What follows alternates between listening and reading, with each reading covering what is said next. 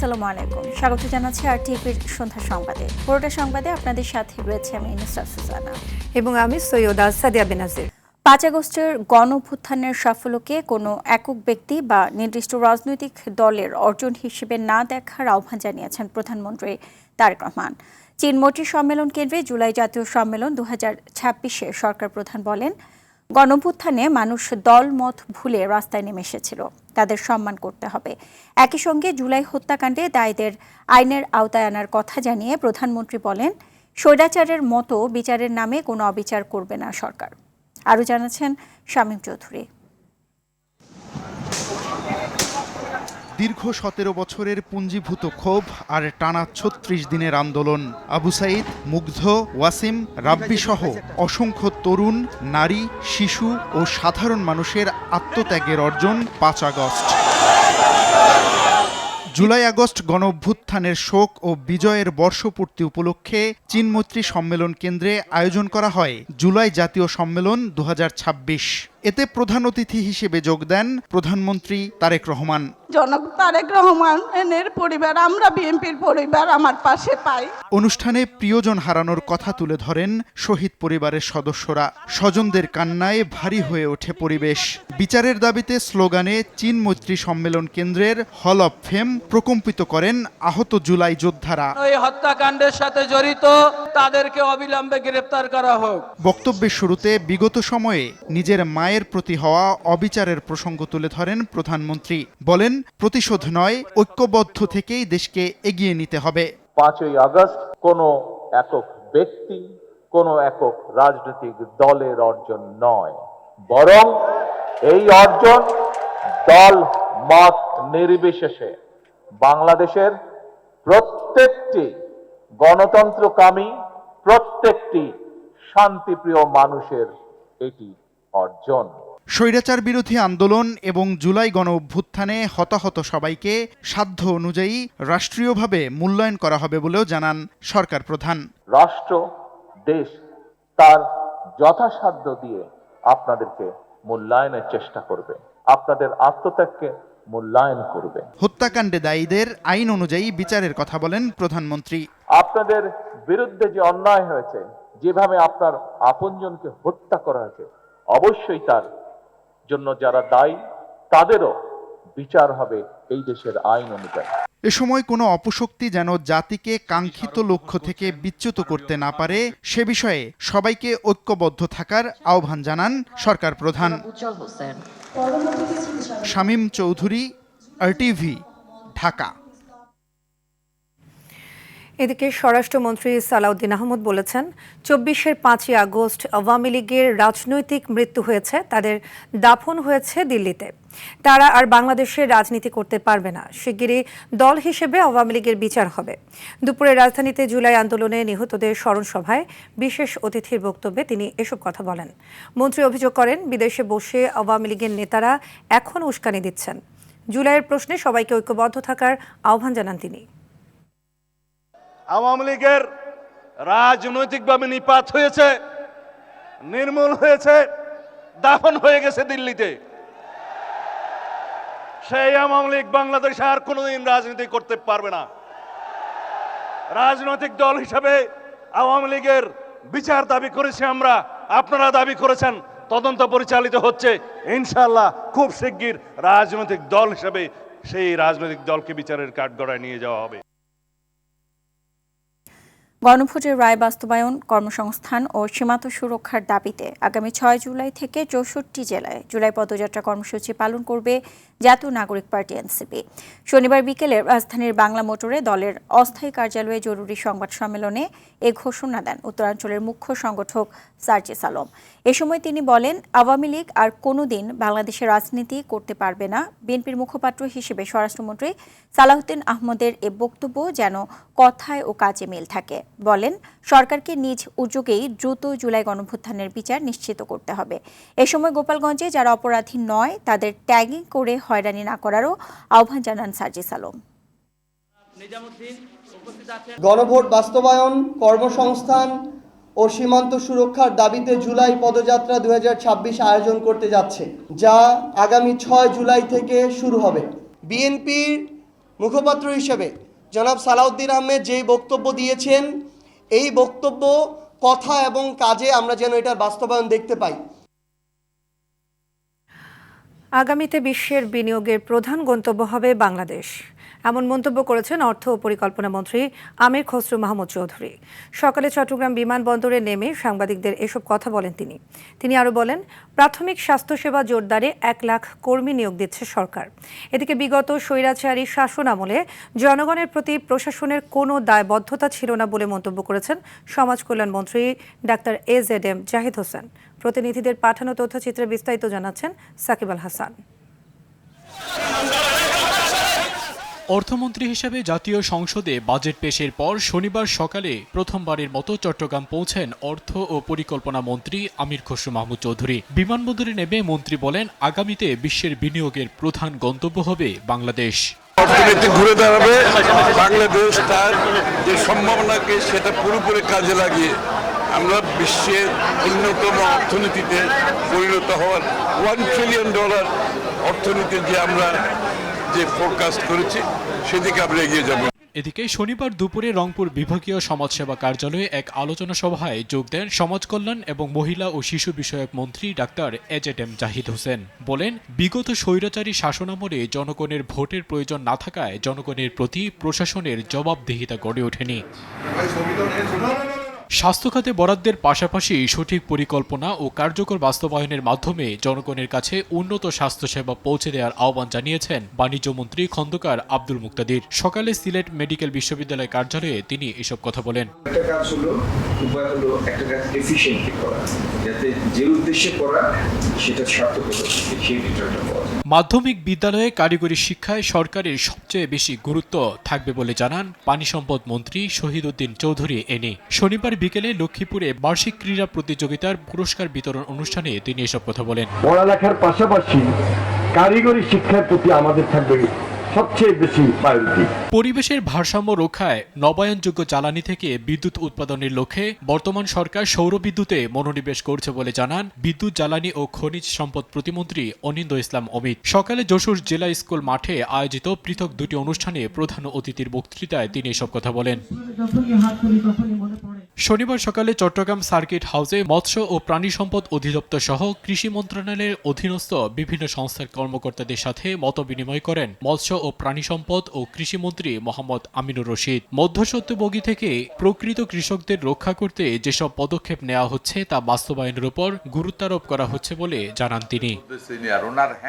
নোয়াখালী সোনাইমুড়িতে সরকারের নির্বাচনী অঙ্গীকার বাস্তবায়নের লক্ষ্যে গাছের চারা বিতরণ ও কৃষি পুনর্বাসন সহায়তা খাতে কৃষকদের মাঝে আমন ধান, মরিচ, সবজি বীজ, সার ও অন্যান্য উপকরণ বিতরণ করেন নোয়াখালী 1 আসনের সংসদ সদস্য ব্যারিস্টার মাহবুব উদ্দিন খোকন। পটুয়াখালীর গলাচিপায় দুরারোগ্য, সুস্থ ও হতদরিদ্র অর্ধশতাধিক মানুষের মাঝে আর্থিক সহায়তার চেক ও শুকনো খাবার বিতরণ করেছেন প্রবাসী কল্যাণ ও বৈদেশিক কর্মসংস্থান মন্ত্রণালয়ের প্রতিমন্ত্রী নুরুল হক নূর। সাকিব আল হাসান, RTV। কিন্ডারগার্টেন শিক্ষা প্রতিষ্ঠানগুলোকে এমনভাবে কাজ করতে হবে যাতে সারা দেশের শিক্ষা ব্যবস্থার জন্য উদাহরণ হয়ে থাকে, এমনটা জানিয়ে প্রাথমিক ও গণশিক্ষা প্রতিমন্ত্রী ববি হাজ্জাজ বলেন, সরকারের পক্ষ থেকে সহযোগিতা অব্যাহত থাকবে। সকালে রাজধানীর মোহাম্মদপুরে মাধ্যমিক থানা শিক্ষা অফিস আয়োজিত শিক্ষার মানোন্নয়নে ঢাকা 13 আসনের কিন্ডারগার্টেন শিক্ষা প্রতিষ্ঠানগুলোর প্রধানদের সঙ্গে মতবিনিময় সভায় তিনি এসব কথা বলেন। এ সময় বিদ্যুৎ বিলের চাপ কমানো, অসচ্ছল শিক্ষার্থীদের সহায়তা বাড়ানোর দাবিসহ নানা সমস্যা তুলে ধরেন, যা প্রতিমন্ত্রী সমাধানের আশ্বাস দেন। কিন্ডারগার্টেন অ্যাসোসিয়েশনের মহাসচিব মিজানুর রহমান সরকার ও কেন্দ্রীয় কমিটির সাহিত্য বিষয়ক সম্পাদক হাসিনা আক্তার সহ অতিথিরা উপস্থিত ছিলেন। আগামী দিনগুলোতে দেখতে চাই আমাদের এলাকার সকল স্কুলগুলো যেন এক্সাম্পলারি স্কুলস হিসাবে পুরো ঢাকা শহর না পুরো দেশের জন্য দৃষ্টান্ত সৃষ্টি করতে সক্ষম হয়। এই জায়গায় সার্বক্ষণিক আপনাদের সকলের সহযোগিতা আমাদের প্রয়োজন, আর আপনাদের কোনো সহযোগিতা দরকার হলে সার্বক্ষণিক আপনারা আমাকে আপনাদের পাশে পাবেন। ডিজিটাল প্ল্যাটফর্মে বিভ্রান্তি দূর করতে বিশ্বাসযোগ্য বুদ্ধিবৃত্তিক উদ্যোগ জরুরি বলে মন্তব্য করেছেন তথ্যমন্ত্রী জহিরউদ্দিন স্বপন। রাজধানীর একটি হোটেলে আয়োজিত বৈশ্বিক গবেষণা সংলাপ ও জ্ঞান চর্চার আন্তর্জাতিক প্ল্যাটফর্ম আল উম্মা জার্নাল ও ওয়েবসাইটের আনুষ্ঠানিক উদ্বোধন অনুষ্ঠানে একথা বলেন তিনি। মন্ত্রী বলেন, ডিজিটাল প্ল্যাটফর্মে ছড়িয়ে পড়া বিভ্রান্তি, বিভাজন ও অগভীর আলোচনা মোকাবেলায় জ্ঞান, নৈতিকতা ও দায়িত্বশীলতার ভিত্তিতে গড়ে ওঠা বিশ্বাসযোগ্য বুদ্ধিবৃত্তিক উদ্যোগের প্রয়োজন। এছাড়া আল উম্মা জার্নাল ও ওয়েবসাইট আন্তর্জাতিক আলোচনা ও গবেষণায় অবদান রাখবে বলেও আশা করেন তথ্যমন্ত্রী। একটি গণতান্ত্রিক চিন্তা এবং গণতান্ত্রিক মূল্যবোধ মনে করি, যা আমাদের তারেক রহমানের সরকার এবং আমাদের সরকারের বৈচিত্র্যকে ধারণ করার নীতির সঙ্গে সামঞ্জস্যপূর্ণ। যে যার জায়গা থেকে তার কথা বলবেন এবং আমরা সুস্থভাবে সেই কথাগুলিকে বিনিময় করব। এর মধ্য দিয়েই দেশের মানুষ, অঞ্চলের মানুষ এবং বিশ্বের মানুষ তাদের সঠিক পথ খুঁজে বের করবেন। কোনোভাবেই একটি নির্দিষ্ট চিন্তা অথবা একটি নির্দিষ্ট দর্শনের একক আধিপত্য কোনো সমাধান হতে পারে না। ঢাকা দক্ষিণ সিটি কর্পোরেশন এলাকায় বাসাবাড়ির বর্জ্য সংগ্রহের টেন্ডার নিয়ে বাড়তি টাকা দাবি এবং নিয়মিত বর্জ্য অপসারণ না করায় ঠিকাদারদের বিরুদ্ধে কঠোর ব্যবস্থা গ্রহণের হুঁশিয়ারি দিয়েছেন দক্ষিণের প্রশাসক আব্দুস সালাম। সকালে শান্তিনগর বাজারে ক্লিন ডে কর্মসূচিতে যোগ দিয়ে ঠিকাদারদের এ হুঁশিয়ারি দেন তিনি। জানান, ডিএসসিসির আওতায় 70% বাসাবাড়িতে ডেঙ্গুর লার্ভা পাওয়া গেছে। সব জায়গায় পরিচ্ছন্নতা কর্মীরা যেতে পারেন না জানিয়ে প্রশাসক জানান, বাসাবাড়ির জমে থাকা পানি নিজ দায়িত্বে পরিষ্কার করতে হবে। তবে সিটি কর্পোরেশন উন্নত মানের ট্যাবলেট প্রদান করবে। এ সময় বিডি ক্লিনের স্বেচ্ছাসেবীদের নিয়ে শান্তিনগর বাজারে পরিচ্ছন্নতা র্যালি করে city corporation.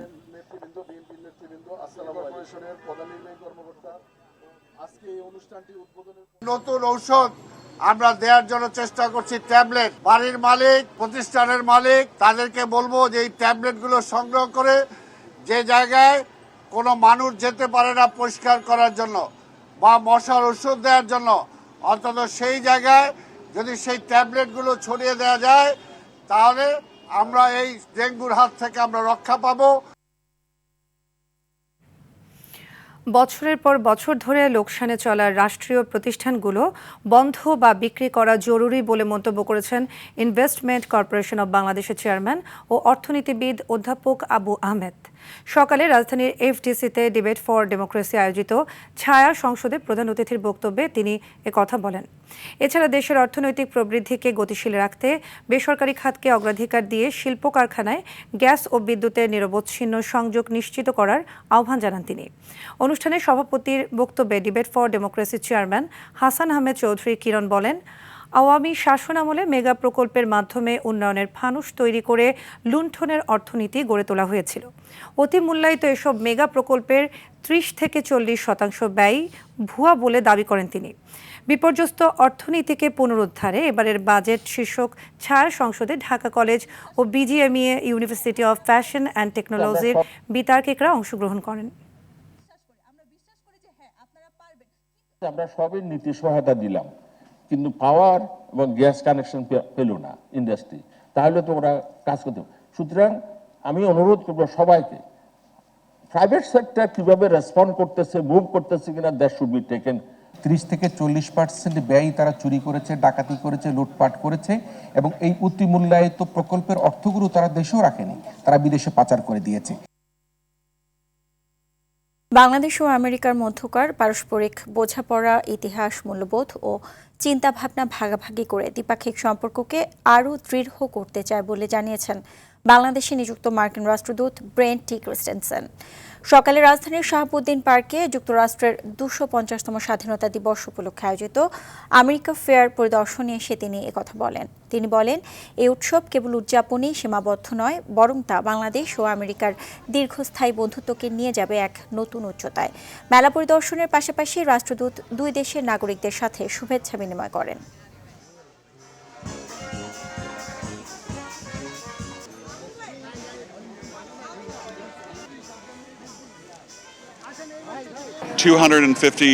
Years ago, 56 of our founding fathers risked it all for freedom, for self-rule, We believe the story of America has inspired many across the world, including many here in Bangladesh, in Bangladesh's own struggle for independence. We want to share more of our history with Bangladesh and just help build that people-to-people understanding between our two nations. সামাজিক যোগাযোগ মাধ্যমের একটি মাত্র click আর তাতেই মুহূর্তের মধ্যে শেষ হয়ে যাচ্ছে বছরের পর বছর ধরে জমানো টাকা কিংবা সামাজিক সম্মান। অস্বাভাবিক কম দামে পণ্য বিক্রি, সহজ শর্তের লোন বা বন্ধুত্বের ফাঁদ পেতে দেশজুড়ে সক্রিয় রয়েছে বেশ কিছু সাইবার অপরাধী চক্র। প্রযুক্তির অগ্রগতির সাথে সাথে এরাও বদলে ফেলেছে প্রতারণার ধরন। ফলে প্রতিনিয়ত সাধারণ মানুষ না বুঝেই পা দিচ্ছেন এই অদৃশ্য ফাঁদে। বিস্তারিত দীপ্ত চন্দ্রপালের রিপোর্টে। বাজারের চেয়ে অর্ধেক দামে পদ্মার ইলিশ, চটকদার এমন বিজ্ঞাপনের ফাঁদে পা দেন ভোক্তারা। অগ্রিম টাকা পাঠানোর পর আর নেই বিক্রেতার খোঁজ। আইনের আশ্রয় নিয়েও প্রতিকার পায়নি ভুক্তভোগী। 700 টাকা বুকিং দিতে হবে। 700 টাকা বুকিং দিলে তারপর আমরা করবো, আপনার ইয়েটা পাঠাই দিব। এরকম করে সার্ভারের কথা বলে সার্ভারের নিচ্ছে না, টাকা করতেছে না। যতবার টাকা পাঠাইছি, প্রথমে ছিল 6500, তারপরে যখন 12,000 হয়ে গেল তখন বলতে আবার 12,000 টাকা পাঠান। আবার 12,000 টাকা দিচ্ছি, তারপরে আবার বলতেছে যে আপনার তো 20,000 টাকার মতো হয়ে গেছে, এখন কিছু করার নেই, আপনি আরো 20,000 টাকা পাঠান।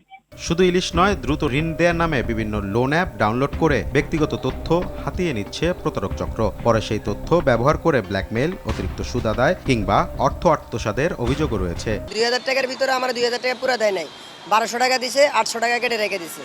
রেখে দিয়ে বলতেছে যে 1 সপ্তাহের ভিতরে পেমেন্ট করার জন্য বাকি টাকাটা। এরা আমার হুমকি দিছে যে মনে করেন যে বলছে যে যদি আমি ওনাদের লোনের টাকা পরিশোধ না করি তাহলে আমার বিভিন্ন যে ছবিপত্র আছে আমার মোবাইলে সেগুলো মনে করেন তারা মনে করেন যে সোশ্যাল মিডিয়াতে দিয়ে দিবে বা ভাইরাল করে দিবে।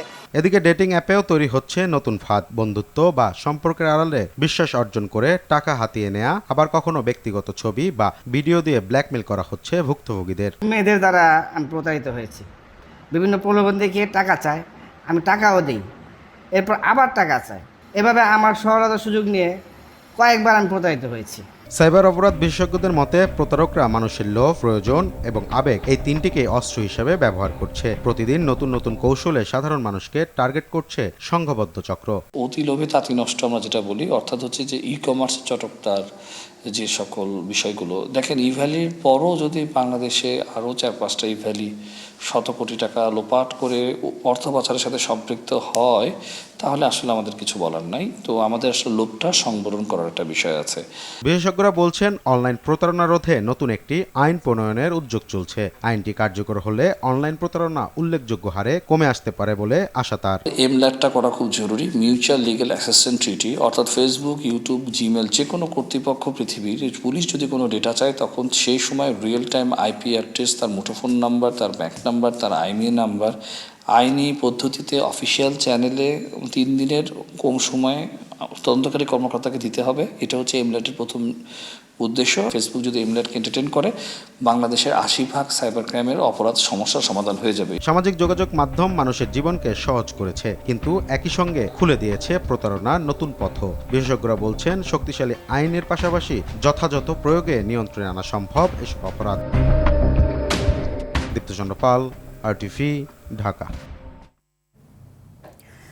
যুক্তরাষ্ট্র বাংলাদেশের বাণিজ্য চুক্তি দুই দেশের অর্থনৈতিক সম্পর্ককে নতুন উচ্চতায় নিয়ে যেতে পারে বলে মন্তব্য করেছেন বাংলাদেশে নিযুক্ত মার্কিন রাষ্ট্রদূত ব্রেন টি ক্রিস্টেনসেন। রাজধানীর একটি হোটেলে American chamber of commerce AmCham আয়োজিত যুক্তরাষ্ট্রের স্বাধীনতা দিবসের আয়োজনে রাষ্ট্রদূত বলেন, যুক্তরাষ্ট্র একতরফা বাণিজ্য সুবিধার উপর নির্ভরতা থেকে সরে এসে ন্যায্য ও পারস্পরিক লাভজনক বাণিজ্য ও বিনিয়োগ ভিত্তিক সম্পর্ক গড়ে তুলতে চায়। এ সময় প্রধানমন্ত্রীর শিক্ষা উপদেষ্টা ডক্টর মাহদি আমিন যুক্তরাষ্ট্রের সঙ্গে বাণিজ্য ও বিনিয়োগ সম্পর্ক গভীর করার কথা জানান।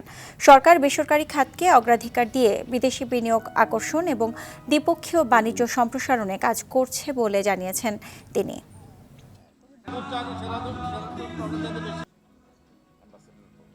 That's why this celebration is not only about history. আজকের এই উদযাপন শুধু ইতিহাস স্মরণের অনুষ্ঠান নয়, এটি বাংলাদেশের সঙ্গে যুক্তরাষ্ট্র কেমন অংশীদারিত্ব গড়ে তুলতে চায় তারও প্রতিফলন। আমি মনে করি যুক্তরাষ্ট্র ও বাংলাদেশের মধ্যে বাণিজ্য চুক্তি দুই দেশের মধ্যে দীর্ঘমেয়াদী অংশীদারিত্ব গড়ে তুলতে, বিনিয়োগ বাড়াতে ও নতুন কর্মসংস্থান সৃষ্টি করবে।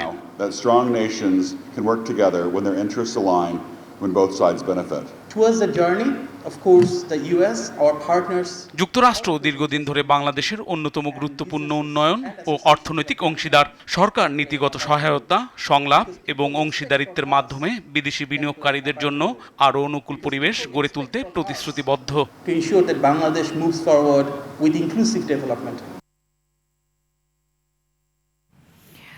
দেশে দেখা দিয়েছে ডেঙ্গুর প্রকোপ। জুন মাসের প্রথম 15 দিনে মশাবাহিত এ রোগে কেউ মারা না গেলেও শেষ 15 দিনে মারা গেছে অন্তত 11 জন। আক্রান্তের সংখ্যা বেড়েছে 4 গুণেরও বেশি।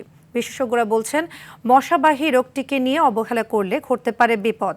দক্ষিণ সিটির প্রশাসক জানান, কেবল সিটি কর্পোরেশনের কর্মীদের দ্বারা এই অবস্থার উন্নতি সম্ভব নয়, দায়িত্ব নিতে হবে নগরবাসীকেও। মোহাম্মদ সায়েমের রিপোর্টে দেখুন বিস্তারিত। গত জুন মাসের প্রথম 2 সপ্তাহে ডেঙ্গুতে কেউ মারা না গেলেও আক্রান্ত হয়েছে 340 জন। কিন্তু এরপর আক্রান্তের সংখ্যার সঙ্গে পাল্লা দিয়ে বেড়েছে মৃত্যু। স্বাস্থ্য অধিদপ্তরের হিসেবে জুনের শেষ 2 সপ্তাহে মশাবাহিত রোগটিতে আক্রান্ত হয়েছে 1636 জন, মারা গেছে অন্তত 11 জন। ডেঙ্গুর এই প্রাদুর্ভাবের কারণে দেশের বিভিন্ন জেলা থেকে রোগী পাঠানো হচ্ছে ঢাকা মেডিকেল কলেজ হাসপাতালে। প্রচণ্ড জ্বর আর হইল ব্যথা আর ব্যথা, ওরে ব্যথা, বইতেও পারি না, হইতেও পারি না, কারাইতেও পারি না। আমরা গাউসিয়া ডিকেএমসিতে ওইখানে ভর্তি হয়েছি, ওখানে ছিলাম 4 দিন। 4 দিনে বেশি একটা ভালো বুঝি না। তবে হাসপাতালটির পরিচালক জানান, ডেঙ্গুর উপসর্গ দেখা দেওয়ার পরও চিকিৎসকের শরণাপন্ন না হয়ে অবহেলার কারণে অনেকেই পড়ছেন মৃত্যু ঝুঁকিতে। রোগীগুলো আমাদের কাছে আসে আসলে একদম শেষ পর্যায়ে, মানে যখন আর তেমন কিছু করার থাকে না। তো এটা যদি আমরা ডেঙ্গু থেকে আমরা মৃত্যু কমাতে চাই, তাহলে মানুষের মধ্যে সচেতনতা বাড়াতে হবে। এদিকে ডেঙ্গু প্রতিরোধে প্রতি মাসের প্রথম সপ্তাহের প্রথম শনিবার ক্লিন ডে পালন করছে ঢাকা দক্ষিণ সিটি কর্পোরেশন। নগরবাসীকে সঙ্গে নিয়ে পরিচ্ছন্নতা কার্যক্রম এগিয়ে নেওয়ার কথা জানান প্রশাসক। অন্তত মাসে একদিন যদি নিরবিচ্ছিন্নভাবে সব জায়গা পরিষ্কার করা যায়, তাহলে দেখা যাবে এটা একটা বিশাল একটা প্রভাব পড়বে। ডেঙ্গুর প্রাদুর্ভাব ঠেকাতে সরকারকে আরও বেশি উদ্যোগী হওয়ার আহ্বান জানান নগরবাসী। মোহাম্মদ সায়েম, RTV, ঢাকা। বঙ্গোপসাগরে সৃষ্ট লঘুচাপ ঘনীভূত হয়ে নিম্নচাপে পরিণত হওয়ায় উত্তাল হয়ে উঠেছে সমুদ্র। এর ফলে বরগুনার পাথরঘাটার কয়েক হাজার জেলে গভীর সমুদ্রে মাছ শিকারে যেতে পারছে না। উপজেলার BFDC ঘাটসহ উপকূলের নিরাপদ আশ্রয়ে ফিরেছে শত শত মাছ ধরার ট্রলার। এদিকে পটুয়াখালীর রাঙামাটি উপজেলার চর মন্তাজ লঞ্চঘাট সহ বিভিন্ন স্থানে শতাধিক মাছ ধরার ট্রলার নোঙর করেছে। বৈরী আবহাওয়ায় ইলিশ শিকার না করেই ঘাটে ফিরে আসেন জেলেরা।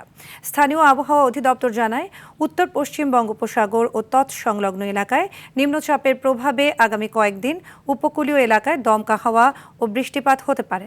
কোথাও কোথাও ভারী থেকে অতি ভারী বর্ষণেরও আশঙ্কা রয়েছে।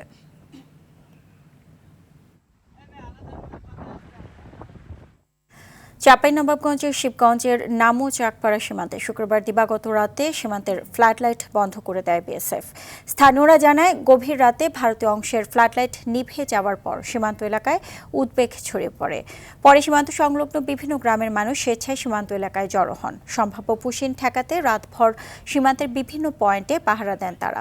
একই সময়ে বিজিবিও টহল ও নজরদারি জোরদার করে এবং সীমান্তের গুরুত্বপূর্ণ এলাকাগুলোতে অতিরিক্ত সদস্য মোতায়েন করে। সকালেও সীমান্ত পরিস্থিতি স্বাভাবিক দেখা গেছে।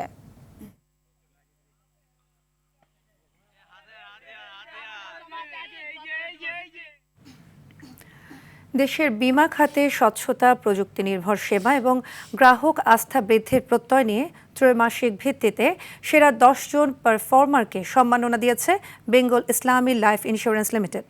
এ সময় কোম্পানির ভবিষ্যৎ পরিকল্পনা ও দেশের অর্থনীতিতে বীমা খাতের ভূমিকা নিয়ে গুরুত্বারোপ করা হয়। বিকেলে রাজধানীর উত্তরার একটি রিসোর্টে এই সম্মাননা পুরস্কার প্রদান করা হয়। অনুষ্ঠানে প্রধান অতিথি হিসেবে উপস্থিত ছিলেন বেঙ্গল গ্রুপ অব ইন্ডাস্ট্রিজের ভাইস চেয়ারম্যান আমিন হেলালি। এছাড়া পরিচালক কাজী সামিরুল হক, বিশেষ অতিথি হিসেবে মুখ্য নির্বাহী কর্মকর্তা মুস্তাকিম মোহাব্বত এবং কোম্পানির বিভিন্ন প্রকল্প প্রধান উপস্থিত ছিলেন। অনুষ্ঠানে সভাপতিত্ব করেন কোম্পানির চেয়ারম্যান এম মনিরুল আলম। প্রধান অতিথির বক্তব্যে আমিন হেলালি বলেন, বীমা খাত সম্পর্কে মানুষের যে নেতিবাচক ধারণা রয়েছে তা স্বচ্ছতা, সততা ও উন্নত সেবার মাধ্যমে দূর করা যাবে।